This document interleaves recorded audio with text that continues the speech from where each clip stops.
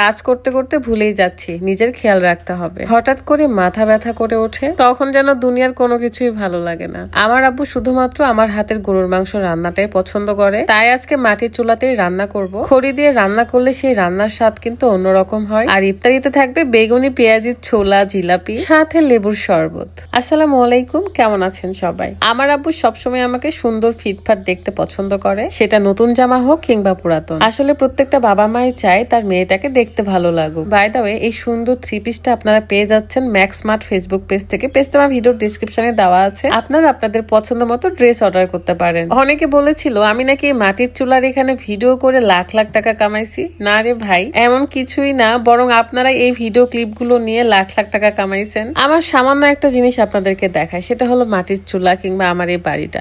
কিন্তু এটাও আপনারা নিতে পারেন না। তার মানে ভাবেন আপনাদের মনের ভিতর কতটা জ্বলন হলে এই মাটির ঘর বাড়ি নিয়ে মানুষ ব্যাড পোস্ট করে। আমি যেখানে যেভাবে থাকি ঠিক সেগুলোই কিন্তু শেয়ার করি। যদি আমার বাপের বাড়ি দালান বাড়ি হতো তাহলে সেটাই দেখাতাম বারবার। দুর্ভাগ্যের বিষয় দালান বাড়ির জায়গায় এই বাড়িটা হয়েছে, তাই এটাই দেখতে হবে, আপনাদের কিচ্ছু করার নাই। শুধু গরুর মাংস না, আজকে কিন্তু পটল, আলু, মাছ, সাজিনা এগুলো দিয়েও রান্না করব। আব্বুর দুইটাই পছন্দের তরকারি। আপনারা এরকম সাজিনা ছিলাতে কে কে পারেন, আর সাজনার তরকারি কারা পছন্দ করেন অবশ্যই কমেন্টে জানাবেন। চলেন রান্না বান্নার ফাঁকে একটু দেখে আসি স্কিনকে ফর্সা এবং দাগমুক্ত করতে এই থানাকা আর সিরামটা দেখাচ্ছি। আমরা সবাই জানি এই থানাকাটা আমাদের স্কিনটাকে ফর্সা করতে কতটা বেশি হেল্প করে। সাথে থাকবে এই সিরামটা। ভাই, সিরামটা স্কিনকে এত সুন্দর গ্লো রাখে। আপনারা এই থানাকা এবং সিরামটা কিন্তু ম্যাক্স স্মার্ট ফেসবুক পেজ থেকে পেয়ে যাবেন। পেজটা আমার ডেসক্রিপশনে দেওয়া থাকবে। দেখেন, আপনাদেরকে আমি সিরামটা অ্যাপ্লাই করে দেখাচ্ছি। খুবই সুন্দর, স্কিনের সাথে ম্যাচ হয়ে যায় এবং এটা স্কিনকে অনেক বেশি গ্লো রাখে। তাই স্কিনের প্রপার কেয়ার করার জন্য আপনি কিন্তু থানাকা এবং এই সিরামটা অর্ডার করতে পারেন। বুঝতেই পাচ্ছেন যে আমি থানাকা কত বেশি ইউজ করেছি। যাই হোক, চলেন এখন আমরা রান্না বান্নাতে চলে যাই। আমি যখন রান্না করি তখন আমার আব্বু আশেপাশেই থাকে। হয় আমাকে খড়ি আগায় দিবে, না হলে আমার হাতের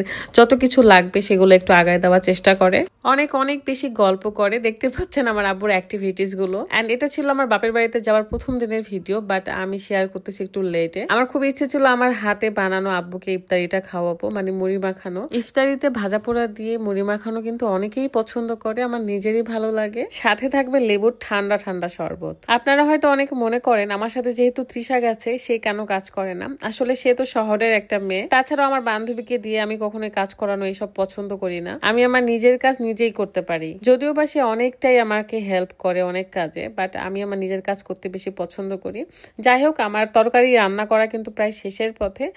শেষের দিকে মাছ দিয়ে দিয়েছি এবং আবারও আমি ইফতারি বানানোতে চলে আসলাম। শরীরের যত্ন হয়তো একটু কম হয়ে যাচ্ছে, তাই হঠাৎ মাথাটা খুব ব্যথা করে ওঠে, মানে অসহ্য যন্ত্রণা বলতে পারেন। কি করব, ঘুম হয় না অনেক দিন, অনেক রাত ঘুমাইনি। যখন শরবতে চিনি মিশে না তখন আমি এরকম গ্লাসে ঢালি, আবার হাঁড়িতে ঢালি। এরকম কয়েকবার করলে চিনিগুলো গলে যায়। যেহেতু ইফতারির আরো একটু সময় আছে, তাই আমি আবারও রান্নার কাছে চলে গেলাম। এই মাছের তরকারিটা শেষ করে তারপরে নামবো। আমার আব্বু তরকারি দিয়ে ভাত খুব মজা করে খায়, মানে বিশেষ করে ঝোলের তরকারি। আলহামদুলিল্লাহ, আল্লাহ রিজিকে যা রেখেছে ঠিক তাই হয়েছে। আল্লাহ যদি রিজিকে না থাকে তাহলে চোখের সামনে খাবার থেকেও কিন্তু কখনো পেটে যাবে না। আল্লাহর কাছে সুখের জন্য হাজার হাজার শুকরিয়া। আজকের মতো বিদায় নিচ্ছি। সবাই ভালো থাকবেন, সুস্থ থাকবেন, এন্ড দেখা হয়ে যাবে নেক্সট ভিডিওতে। আল্লাহ হাফেজ, আসসালামু আলাইকুম।